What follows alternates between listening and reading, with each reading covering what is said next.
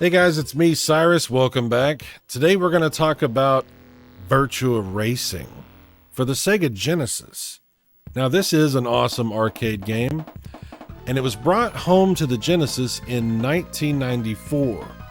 The reason that Sega decided to do this is because Nintendo had shocked the world and released a really fantastic space shoot 'em up called Star Fox.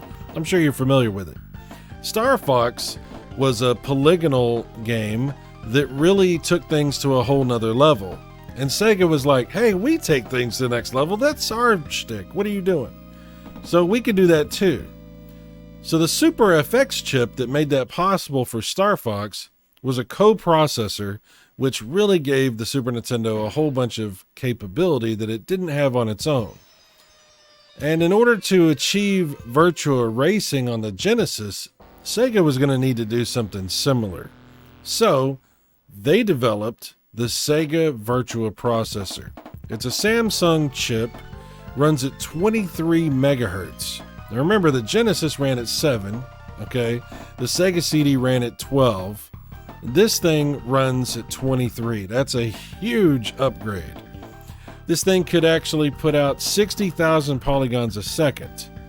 It did have 32-bit capabilities inside the chip itself, and it was very, very impressive stuff. It's still limited by the color palette and the processing capability of the Sega Genesis, but as you can see, it could achieve some really impressive results, about 15 frames per second for a polygonal racing game on the Genesis. This cartridge is pretty fascinating.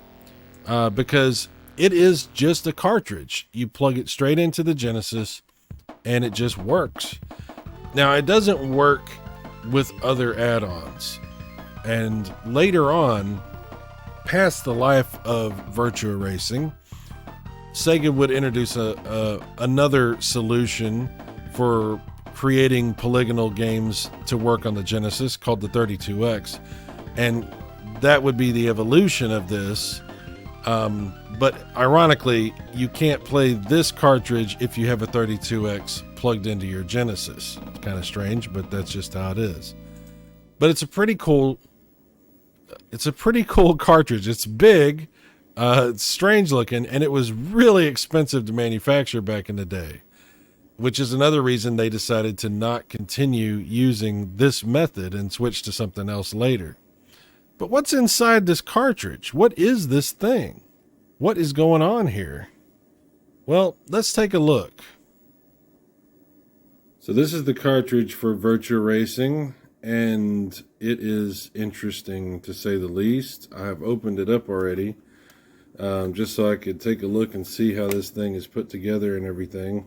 There's 2 screws in the back that you take out right here, and then it snaps in the top here. And then you pull this apart, and this is what you get inside, and this is fascinating to me. So you've got this little thin piece of aluminum sheet that's taped here, which I guess is an RF shielding to prevent like interference or something like that. Then this metal piece here is actually a heat sink, which is very poorly attached. So let's get this metal sheet off. Peel this tape off. Take this sheet off. You can just go to the side.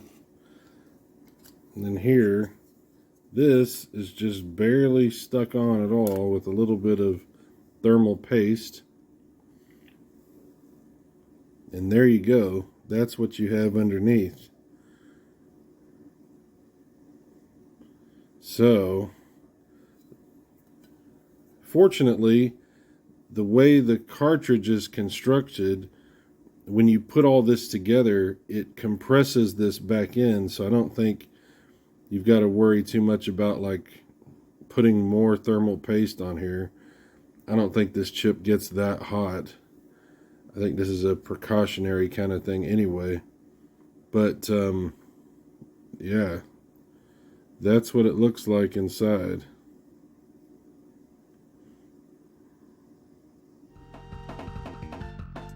Okay, so don't worry. Yes, it does work fine. I put it all back together, and the cartridge is just fine.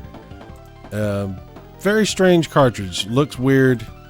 Internals are strange.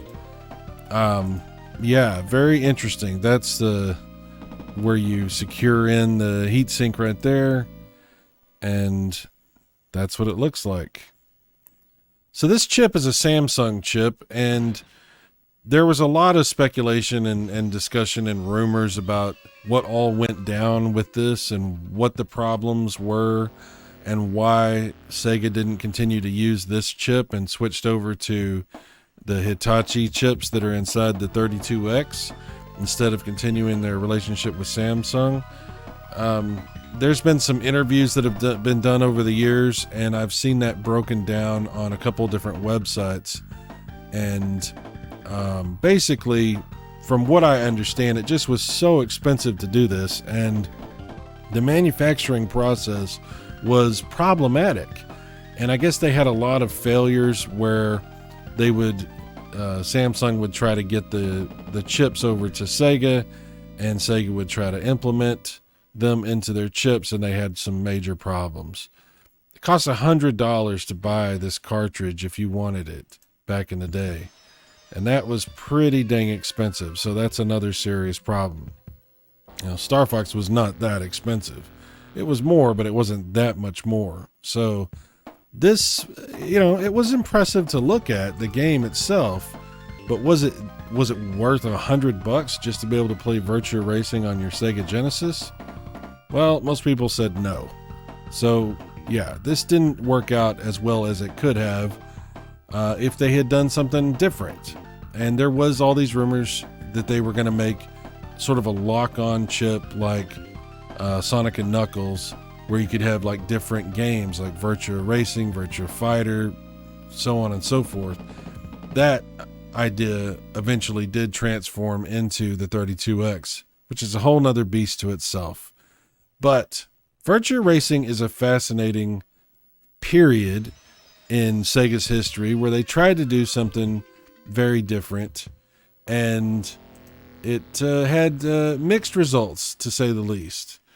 Mixed results. If you want to read about it, there's a whole bunch of really good information about the chip itself and how it works, what the capabilities of it were, what the limitations of it were. You can read about some of the history on the Sega 16 forums here. They go into some back and forths about what they think was going on with the whole Samsung deal back in the day. I'll put some links in the description. You can read about this stuff because it is pretty fascinating. It is actually pretty fascinating stuff. How much of that is actually what went on and how much of that is sort of speculation is up to you to disseminate. I'm not going to go into a lot of detail about it, but it is a very fascinating period for Sega, a very fascinating game. And yeah, there are better versions of Virtua Racing that you can play today. You could play the 32X version, which I think is fantastic. There's a Sega Saturn version. They've re-released this game in all kinds of different ways. The best version of it that I've played, I think, is on the Nintendo Switch. There's a really cool upgraded version that's widescreen with updated graphics that's really, really awesome on the Nintendo Switch. But back in 1994, Sega brought this to the Sega Genesis. They brought home something that really had no business being on that console, and they did it for $100. So what do you think? Have you ever played Virtua Racing on the Genesis? Have you tried this through an emulator? Have you tried it on one of the mini consoles or an FPGA system? What are your thoughts? Do you care? I think it's pretty fascinating. It's still fun if you want to play this, but you might want to try it a different way if you're not playing it for nostalgic reasons or just for the curiosity of how this actually worked. But it is a curious thing and it has a strange history. So the next step of evolution did take things in a different direction for Sega.